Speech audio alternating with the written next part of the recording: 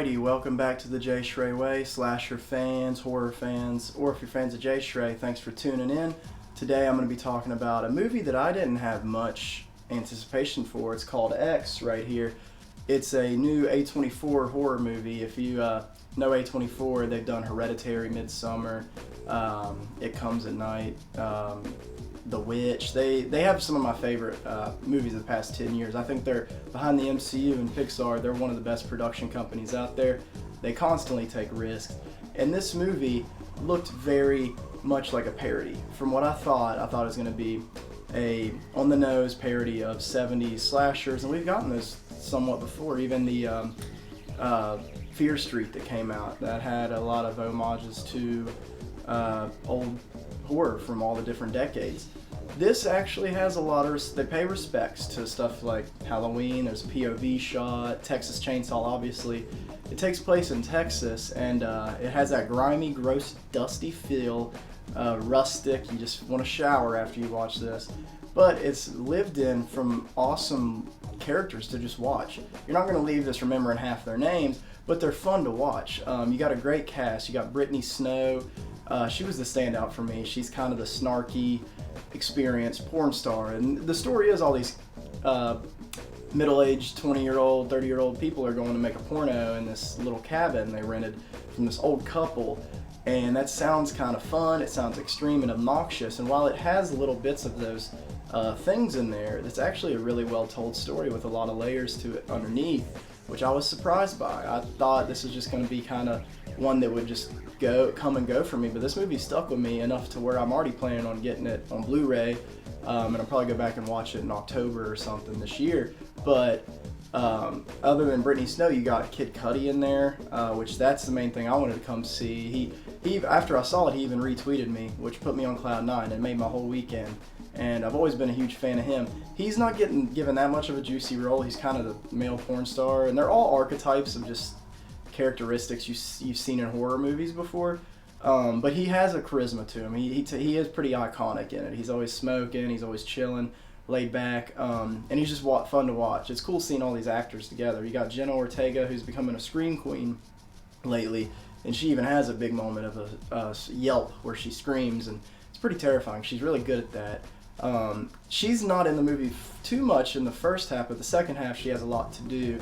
Other than Brittany Snow, the big standout for me was, I don't know the actor's name, but he played the character Wayne. He's like the 40-year-old guy producing this whole thing, and he's the one that's pulling the strings, and you think he might know something, but he's just kind of just a charming, charismatic dude to watch. He's almost like a knockoff Matthew McConaughey, and I really left impressed by him.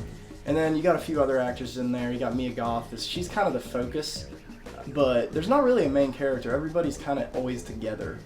There's a few scenes. If I had to say, she is the focus. The movie kind of opens with her, and I don't want to spoil too much, but she's focused on a lot. There's a lot of scenes of her isolated, and she's great. It was one of my first times seeing her in a movie, and I was impressed. I thought everybody played their roles, but that's the thing. They are archetypes, and they're not given too much deep themes to eat on like you see in horror movies. Sometimes a character has a relic or a past trauma or something that relates them to what's going on in the movie, and they reveal that towards the end.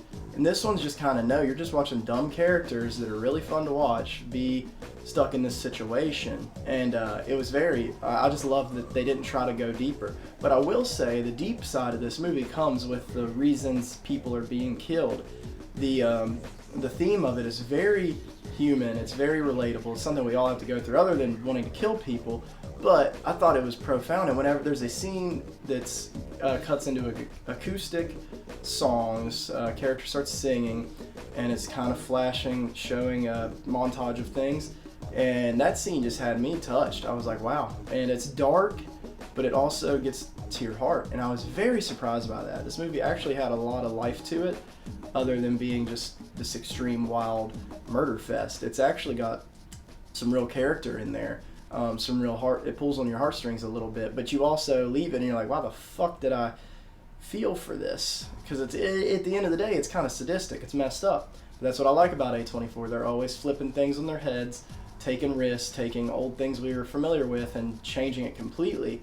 And this is no exception. This is definitely one of the best they've put out in years. And I was just very impressed with it. I love the aesthetic, the soundtrack, or the score was awesome. If you've seen Peaky Blinders season 5 or even the new one going on season 6, there's a lot of music where it's somebody breathing, just, and they kind of make a melody out of it, and it's always adds to the tension. The character's always stuck doing something, and that music's heightening and intensifying what's going on in their head. And this movie had a lot of that. I was very pleasantly surprised as a huge Peaky Blinders fan. I don't know if they've even watched Peaky, but it sounded very similar, almost the exact same audio. And it adds to the intensity. There are some great shock value scenes without being too obnoxious or pretentious. And that's some things that A24 usually loses me on, is sometimes they can be pretentious. They can just kill screen time, drag it out. I thought this movie came and did what it needed to do. It has a little bit of a slow start. Ty West is the director, and he's done horror before. I need to watch some of his original horror films from back in the day, because this is my first time seeing this guy. But yeah, at the start there's a lot of wide takes with something in the background that slowly zooms, and that stuff's effective. And usually that's in good horror, so you know it might be good whenever you're seeing that. And it starts out that way for the first half. There's a scene with an alligator. It's fucking had me on the edge of my seat. It was, oh my god, my bone chilling even thinking about it. But as the movie starts to reveal itself, a lot more starts happening.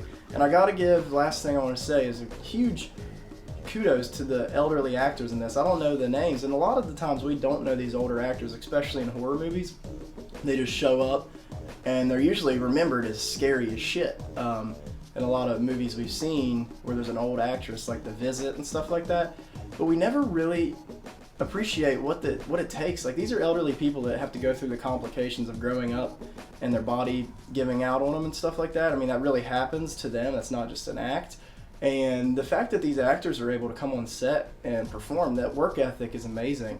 It makes me not want to be lazy. It's like, wow, these are older people getting on set, getting very physical in this movie. I mean, there's nudity with these old people. There's a lot of freaky shit going on. And it's to the point where it's so believable you forget they're actors. And they're pretty damn scary. So I just wanted to say that one last thing, because I really started thinking about that all weekend. But yeah, other than that, I really got to say it's a solid movie. Check it out if you didn't. This weekend, go next weekend or sometime this week. Also, stay during the credits.